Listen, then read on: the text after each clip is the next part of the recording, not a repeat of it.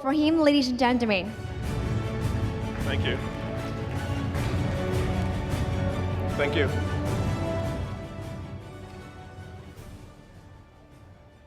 Hey, everybody. Welcome back from lunch. As the kind hostess mentioned, I'm at a company called Grab, you might have heard of. We're getting bigger and bigger in the region. But I wanted to kind of give you a little bit of an introduction into something else first. So I thought right after lunch, what better way than to start thinking about more food. So we've got some quizzes, and I learned from earlier today, nobody's going to raise their hands, so I'll talk this through. Bubble tea. Anybody drink bubble tea? I've started to. It started getting sold on Grab Food a year ago. How much has it grown? Like, how many people order bubble tea? C? C is right. A lot of people are ordering bubble tea. And I looked on Grab Food last night when I landed, and there was a lot of bubble tea on Grab Food in Vietnam. Okay. Which Southeast Asia country orders the most bubble tea? B, Indonesia? Thailand. Love the sugar. But everybody, you know, this is the average person who orders a couple times a month. And then last one, what's the most popular flavor in Philippines? I didn't know there was this many flavors, but there are. Ooh, it should actually say, the question should have been Vietnam. Sorry, I think this is an old slide. Vietnam is matcha, but guess what? The Philippines love cheese bubble tea. I didn't know that existed. Sounds a little weird, but I guess it is what it is. This is kind of interesting stuff, though. Like, you can really start to figure out from all the kind of stuff that's flowing through a lot of these bigger platforms you work with. You know, Grab is one of them, but you work with a lot of others. All these really interesting insights, maybe about your brand, or if you're an agency, the brands that you work with. There's a lot of cool stuff floating around that might help inform things, like even before marketing, like product design and consumer insights. So that's it. You can start thinking about bubble tea for later in a couple hours when you have another break. But just to kind of give an introduction to Grab, you know, we're a pretty big consumer platform now. A year ago, it would have been like just taxis, but now you have things in the payment space, in the food space, obviously, and even like rewards. You know, so I'm personally 3 months into my stint at Grab, but I've been in the region for 5 years. I didn't realize Grab has the #1 rewards program in the region, and that's where you get Grab points and you can go redeem them for real-world things. So good stuff, and we're growing and growing and growing. The new thing that I'm a part of is called Grab Ads, and that's kind of a way that we can introduce advertising into the Grab ecosystem. So I know we're working with some of you already, but look forward to working with more. So that's it about Grab. I'm here to talk about online to offline, or offline to online. You know, I don't really know which one it is, but the term is called O2O. Typically, it's online to offline, but you'll see some examples of how that's going in the opposite direction. This is something that I come from the digital space, so it was something that I always wanted to be a part of, but it was always like, how do you design a customer journey that you can sort of track from an ad experience to some sort of purchase? And it's happening a lot in the digital world where it's getting easier and easier to connect these things. But getting it to, say, somebody saw an ad and then actually went and purchased something in an offline location, a bit trickier. But what I want to talk about today was just, it's actually becoming easier with a lot of these new types of platforms coming to market that allow you to do this. Why is this important? Well, the majority of transactions still happen in the real world. So as much as e-commerce is hot, and I'm going to show you, I'm a consumer, I love it, the vast majority, especially in this part of the world, still offline. So in Southeast Asia, there's actually a lot of choices for where you can buy things online.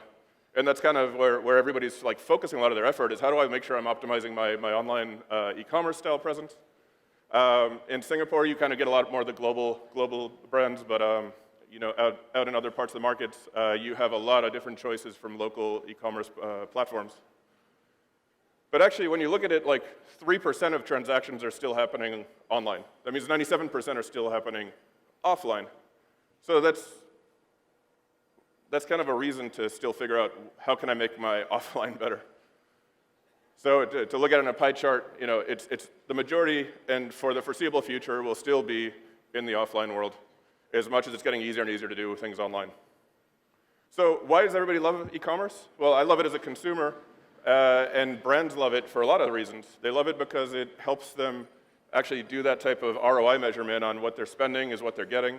They can engage consumers a little bit more consistently, and generally, consumers like it. So it's going to be something to work on.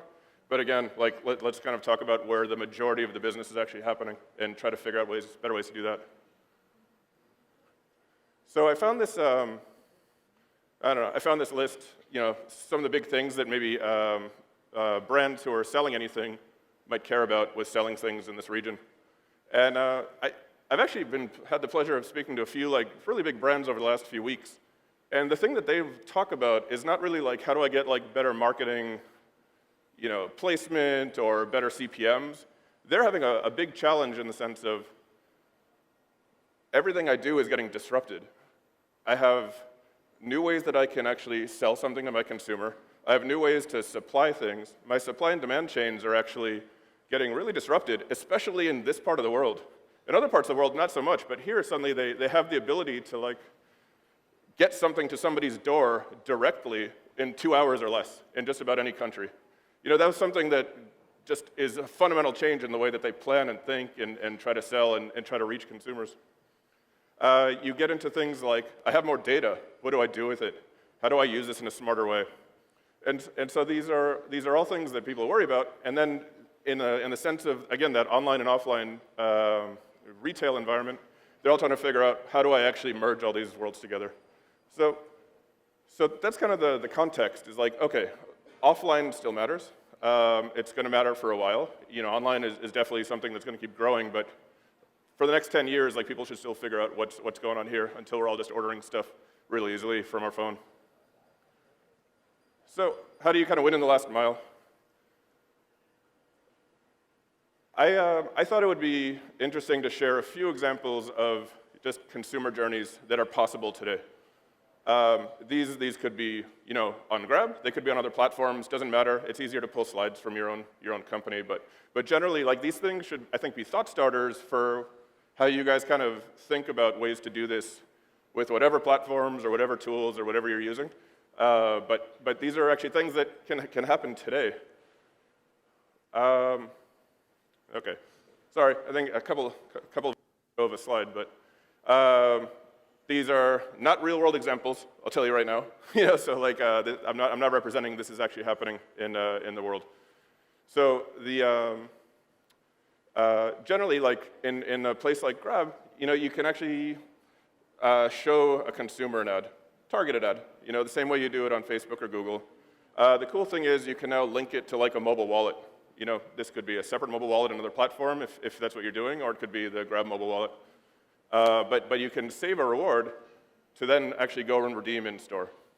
It's super simple, but it's all kind of like in a nice, easy place. And then, you know, you go into the store, you redeem the code, and you get your thing. Total closed loop. Like, you can actually track that thing all the way from front to back. Same thing, you know, you can do it offline. Yeah, you can do it online, but you can now start to measure, like, what the people that you're exposing ads to, where are they actually purchasing your product. And you know, this might be a little bit nuanced to us and some of the other kind of like ride-hailing providers in the region, but you know, you can even do offline to online. So how do you actually start a consumer journey from something that's totally offline, like a ride, or maybe a print ad, or you know, something on a bus shelter, something just that's you know, not digital. And so in our case, you can actually brand cars, you can brand the inside of cars, you can start that journey where when somebody's getting a car, you get a text, the message you get will say, hey, you know, this type of branded car is going to pick you up. What's cool is because, you know, this is all happening at sort of like the user level in an app, you can then start to follow those people up that get exposed to the brand with some sort of sequential messaging. You know, they pick up a product in a car, they see an ad in an experience, and after the ride, you can kind of create segments of these people to follow up with either brand surveys or more follow-on messaging. But suddenly you've taken sort of these people you've engaged in the offline world, and now you can do stuff with them online, which has all these possibilities. So I guess real-world examples. I sped through that pretty quickly, so hopefully that's okay. I know I should have slowed down. I thought we'd share. Those are thought starters. You can kind of think about how those would work in your brand or the brands you represent. Again, you can kind of do that in a couple different places, but the general key is like all these kind of tools are becoming like more and more used by the Southeast Asian population to allow you to do this. So mobile wallets, transportation services, e-commerce style applications, different ad platforms. They're all there. You can kind of put them together and actually start pulling off these experiences pretty easily, or extend some of the existing stuff you're doing to start measuring things in other places you aren't measuring. But here's some examples. Again, sorry, they're grab examples. It's actually kind of hard to find. I looked for like examples of this stuff from other people. Hard to easily get. But here's I've got 3. So this is when I mentioned you can do stuff in a car.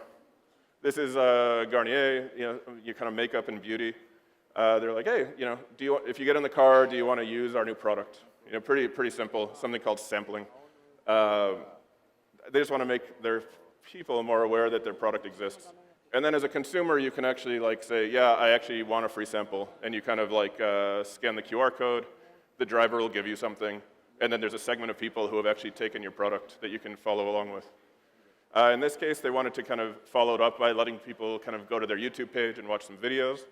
And I think they were encouraging people to kind of post their experiences on social media, which was very successful. Another example, this is like, I don't even know what to call this, like adult milk is the category, but it's something that's like not really the typical like FMCG mass market brand, but what they're able to do is actually through just kind of putting these in cars, get a wide range of people to actually say, yes, I want this. Everybody's exposed to it, but people actually have to opt in to actually receive the thing. So they have a segment of people now who actively wanted the product, and then they follow up with brand surveys to say, is this good? Did you like it? Which flavor did you like more? Would you buy it again? All the typical brand survey stuff you would get, you can now do on the people who actually received your sample, which I learned is actually quite unique in the sampling world for those that participate in that. You normally have no idea who got what you wanted to give them. Now you can actually have a direct line of communication with them and figure out what was good, what was bad, whatever you want to talk to them about.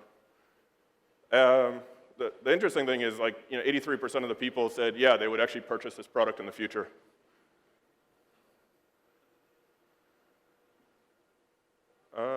Yeah. Sorry, that was a brutal slide. This last one, and I'll kind of, this will be the final one, and then we'll, if anybody has questions, happy to take questions.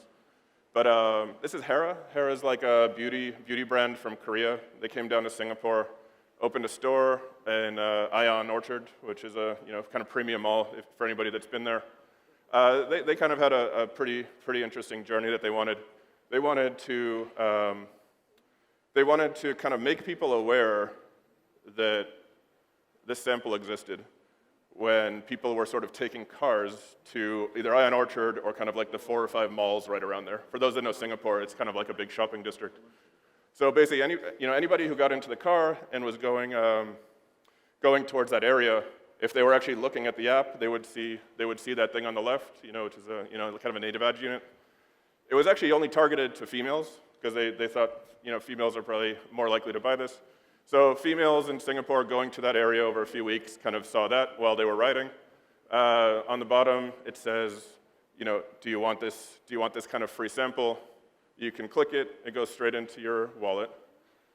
And then from there you can go redeem it in the store, like I mentioned earlier. The nice thing is actually there's like a 10% redemption rate.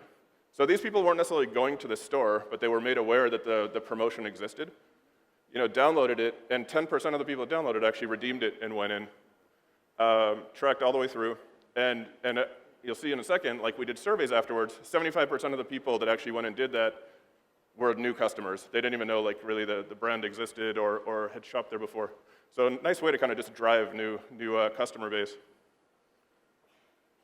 Another interesting one is like, hey, the problem with a lot of these rewards is people kind of download them and then never use them. So you have the ability to kind of like nudge people along the way and say, hey, this thing's going to expire in a few days. Do you want to actually use it?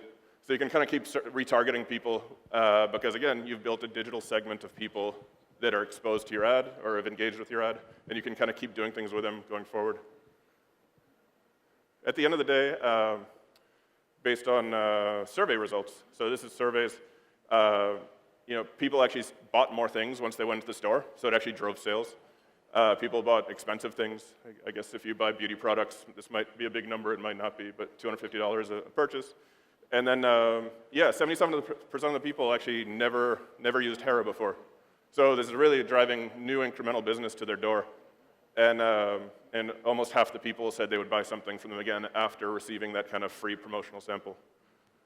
So I think a year or two ago, like this whole thing I just described would be very, very hard to actually piece together. This happens to be sort of like, the retailer doing it inside of their environment, but this could be an FMCG brand who has retail partners and they're driving people to a retail, and the same thing could happen there. So you don't actually have to own the entire ecosystem to kind of make this work for you.